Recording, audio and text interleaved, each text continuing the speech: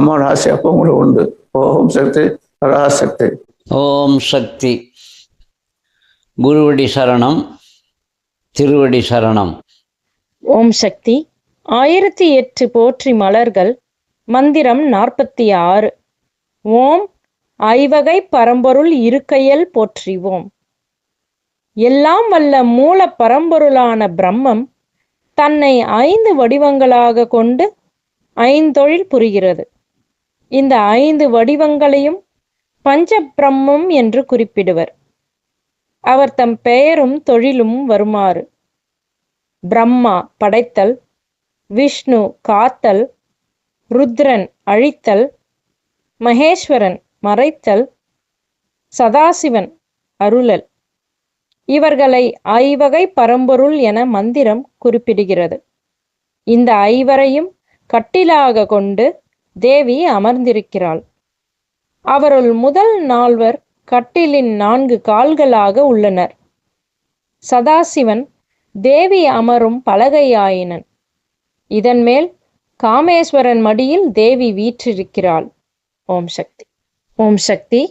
1008 போற்றி மலர்கள். மந்திரம் 47. ஓம் கதம்ப வனத்தே களிப்பாய் போற்றிவோம். தேவி வசிக்கும் சிந்தாமணி இல்லத்தின் வெளியே ஒரு மணிமண்டபம் உண்டு. அதை சுற்றி கடம்ப மரங்களின் காடு உள்ளது. அங்கே வசிப்பவள் தேவி. கடம்பவனம் என்பது கதம்பவனம் என்று குறிப்பிடப்பட்டுள்ளது. அந்த வனத்திலும் சிலபோது தேவி களிப்புடன் இருப்பாள். இன்றைய மதுரை ஒரு காலத்தில் கடம்பவனத்தின் நடுவே அமைந்திருந்ததால் அதற்கு கதம்பவனம் என்ற பெயரும் இருந்தது. அதன் நடுவே உறைபவள் மதுரை மீனாட்சி. ஓம் சக்தி.